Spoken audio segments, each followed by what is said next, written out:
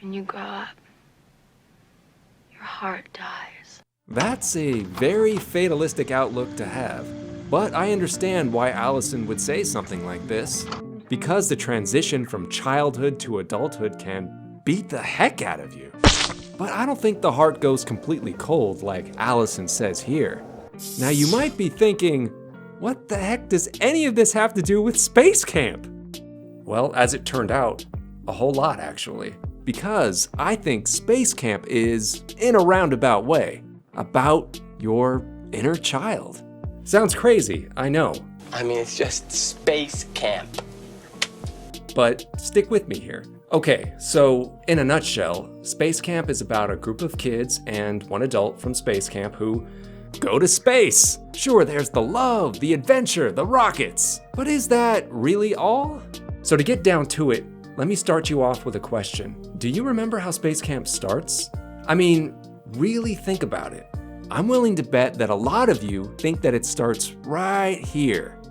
But this movie actually has a teaser of sorts. I guess you could even call it a prologue, because it actually starts right here. Until my most recent rewatch of this movie, I had forgotten about this scene completely. In the scene, we see Andie as a child at her family home, sometime in the early 60s. But thinking about this scene now, in context with the rest of the movie, I can see why it had slipped from my memory. Because when I think about SpaceCamp, I think about all the training, I remember Jinx, but that's really all superficial stuff. We're back to that nutshell again. Now, I'm not saying that all that stuff in the nutshell isn't worthwhile. It is. But after watching that opening scene again and really giving it some thought, I felt like I had been missing out on something, maybe even the heart of the whole movie. So I put my thinking cap on. I started to think about the characters. Was there truly a main one? Or is this movie more of an ensemble? Or maybe in a way it's both. Could it be? Had I stumbled onto something gloriously unknown? Maybe. Now don't click away yet. Let me explain. When lightning struck my brain, I had an image, a vision. I saw the connective tissue uniting all the characters and, in a sense, making them one character. Or at least a very similar one. Well, maybe not all of them, but most of them. 4 of them, actually. Andie, Kathryn, Kevin, and Max.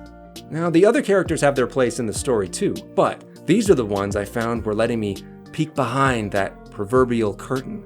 When I started to really analyze them, I split them into pairs, because that seemed to make the most sense, seeing as how that's what happens in the movie anyway. So Kevin is to Max as Andie is to Kathryn. So Kevin is like the older version of Max, which makes Andie like the older version of Kathryn. Now, in the movie, this dynamic I think is more clear with Andie and Kathryn at first, as their connection comes out in very direct dialogue.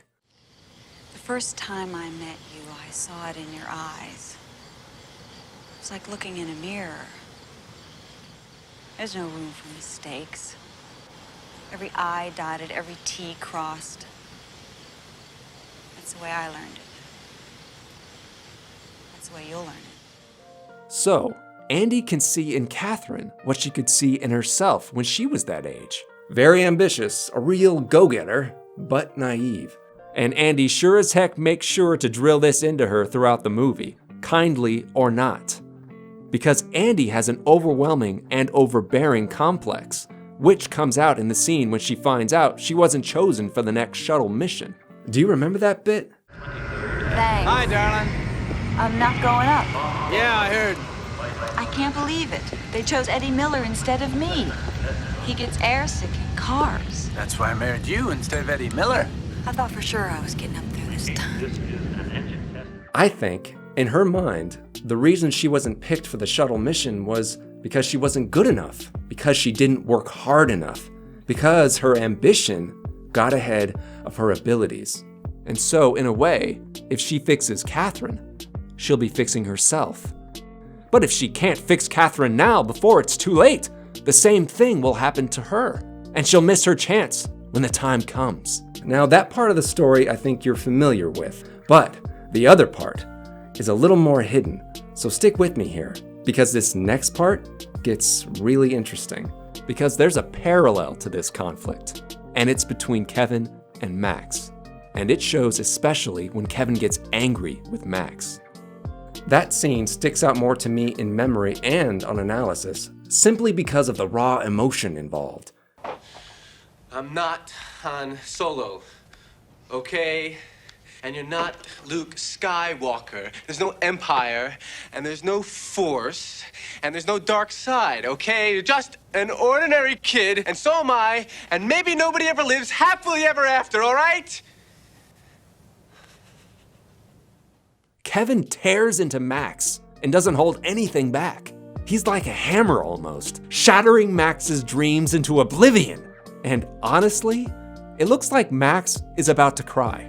But like Andie and Kathryn, if Kevin and Max are almost the same person, then this moment is much more reflexive at second glance. Now, if you know anything about Max, then you know how childlike his character is. Wanting to be an astronaut, constantly referencing Star Wars, and, of course, making friends with a robot. Now, as silly as that sounds, Kevin was at first very accepting of all this. And I think it's because he could probably see a lot of himself in Max. Now, I'm guessing that when Kevin was young, he was probably into Star Wars, maybe even Star Trek too. Or is that too nerdy?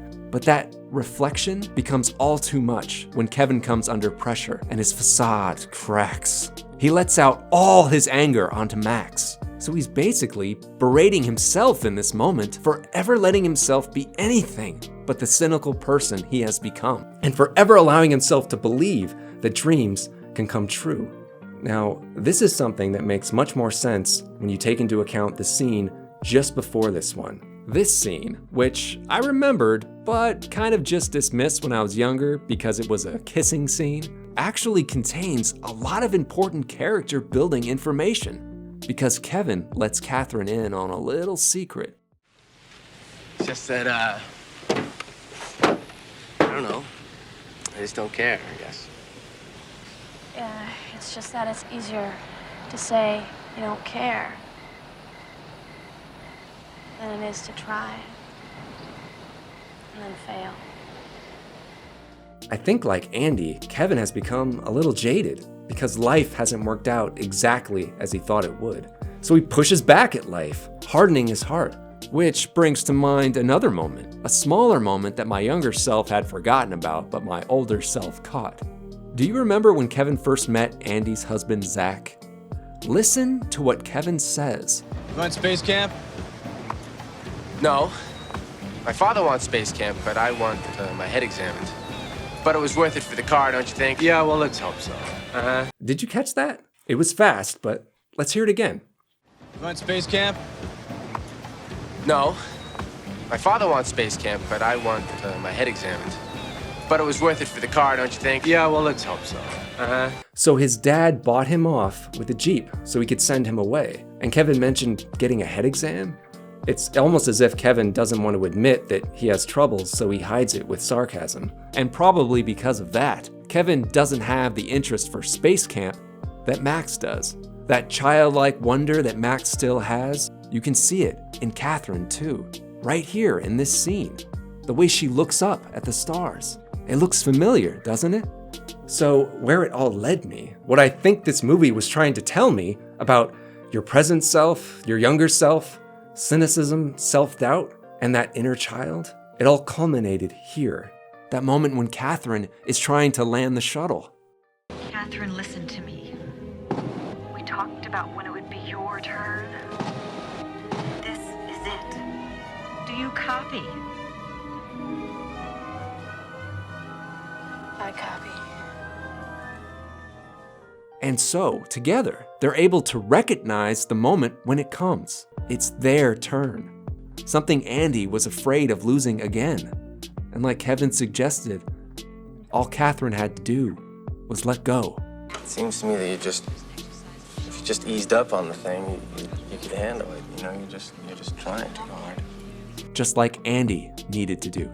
But it also happens here, when Max was on his spacewalk to save Andie, but loses his confidence. Luke.